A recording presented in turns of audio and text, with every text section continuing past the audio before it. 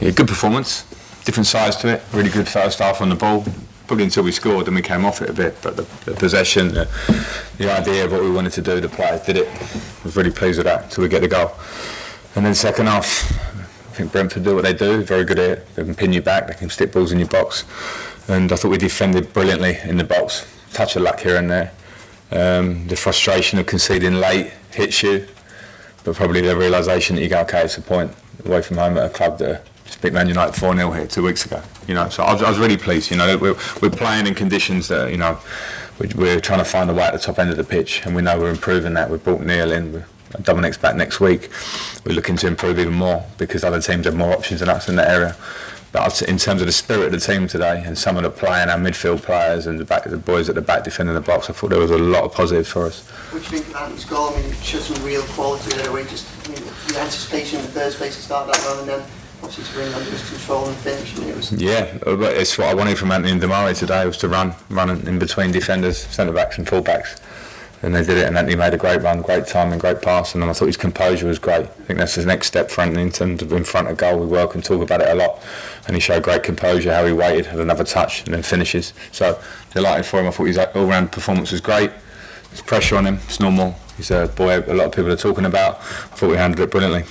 The goal came from Conor from Coady over the top, and we saw in the early stages as well, with James Tarkowski finding, making passing in space a lot with Gromwell. Was that a tactic? Was it trying to run at Brentford and get behind the lines, and that's why you didn't start with Rondon? Yeah, it was. We wanted some real mobility in the team, and my options are limited up front, as I say. But at the same time, the players who can play today do have mobility and do have quality. And I thought we wanted to threaten their back line, which we did. But also we could play today. We used Amadou, we used Alex in midfield. We got the wing backs into the game. We had a nice dropped off. Conor was in control. So our worst moments in the first half were probably counter-attacks from our own corners, which is a disappointing sideshow. So other than that, there were a lot of positives, and we'll get better because, you know, as I say, once we now have Neil in and Dominic coming back, we will get better because it will just firm us up at the top end of the pitch. But there's other parts of the team that I'm really pleased with how we're moving. Have we got as many points as we probably wanted and deserved? I don't think so. But is today a good earned point, a hard earned point? Yeah. And watching Amadou and obviously make his first Premier League start, I think was quite impressive. I thought it was really impressive. You know, it's just turned 21, expectation, and to come here where there's pressure, good stadium, tight, you know, fast game against him, pressure in midfield, it was calm, received it, always showing good off the ball, great drive through midfield and through pass for Damari. Was tired, had to come off, and worried to get him injured because he's getting up to speed, having missed a lot of pre-season. But really, really positive signs from him. We have to be patient because he's young, but you could already see the level of player there today and what he's going to develop into, I believe, with a lot of work. So that's the direction we want to go here. We know there's a gap we want to now move upwards, and we have to be patient with that. But seeing performance like that from Amadou, it gives you great feeling about what may be.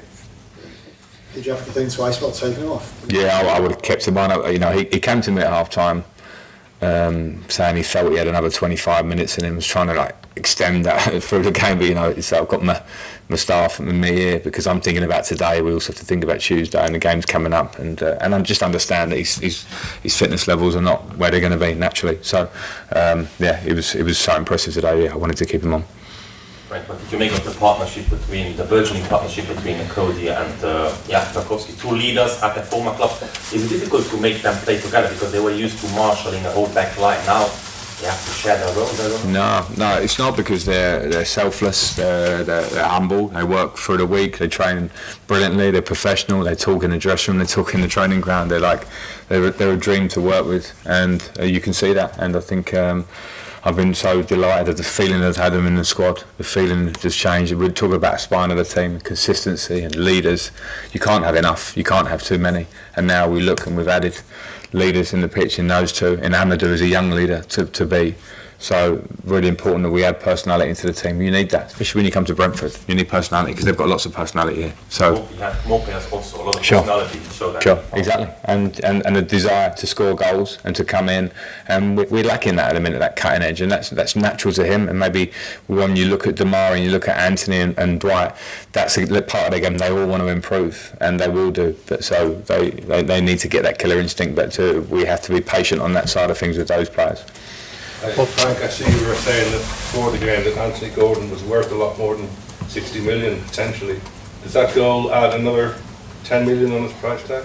Yeah, if the price tag is just this imaginary thing, then yeah. So he's a level of player at 21 years of age. What he showed last year means that everyone's talking about him and clubs are interested in him and they've had a nibble at him. But he's our player, so I think it's. I don't come away from today thinking, oh dear, that's made someone keen to pay more millions for him. I come away thinking, well, it's Everton's player and I want him to stay. Simple. Okay, we'll just take a... Then the first 20 minutes or so, when it seemed pretty chaotic, especially before Gordon struck. Could you just talk us through that and whether you changed anything at half time? No, well, chaotic was our moments that we allowed Brentford, I think, to counter-attack us. I thought we had a lot of control for the first 30 minutes in terms of possession. We had good possession, which is what we've been striving for. We need more of that. And our worst moments were balls over the top, crosses into our box, and those are things we've got to control much better. When we scored, which is what we need to get better at, it's a bit of a feeling from last season where we score or we concede, and mentally we don't react well. We scored and we dropped off, and we gave Brentford a feeling into the game. So there was a lot to say at half time. I was delighted with the lads today. You know, even though we ended up defending our box a lot, I've seen Brentford do that to Manchester United. I've seen them do it to Chelsea. I've seen them to pepper Chelsea last season in the last 15 minutes with balls in the box. You know, it happens, and you've got to stand up. So that, when a game gives you that, deal with it. I thought we dealt with it, other than one small moment.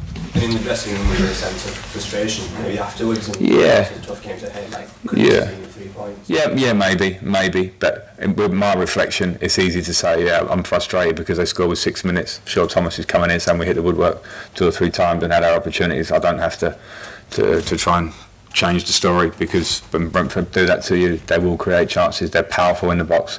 So I'm pleased with the point. Just, the Mondays, just one last quick question about Gordon. Obviously, you were a World Cup player, all this experience. What do you tell a young boy before this game? There's so much focus. I mean, what do you tell him? Because obviously he goes out and delivers well. What do you tell him? How do you use your experience to him? What do you say anything? Do you just let him? No, I speak every day with Anthony at the moment, because I understand that this is a difficult moment for him, because it brings a lot of attention, and we just expect young people to just handle it, and it's not simple, because they have their phones, they have everyone around them telling them different things. Some things I'll like, some things I won't like. So it's important for me to be the manager and coach that should be expected to support players no matter what happens, whilst and is an Everton player, and I see him being an Everton player for a long time. I see his career as an England player going for a long time. So my important advice to him now is, when he comes to training every day and when he plays, just cut out anything that's in your head, cut out all the noise, and prepare and train and play like he did today. I was delighted for him today to play with that sort of, not resilience, but you know, it's, as I say, people just expect that he'll come out and it doesn't affect him. Played a great game. Delighted. Is it just you, or is it also a mental coaches that you have on staff at Everton? It's mainly me and my staff. We always have that support there if needed. That's a personal issue for each player. If they want support from outside, we'll investigate every avenue of that. But my job, I'm not a psychologist.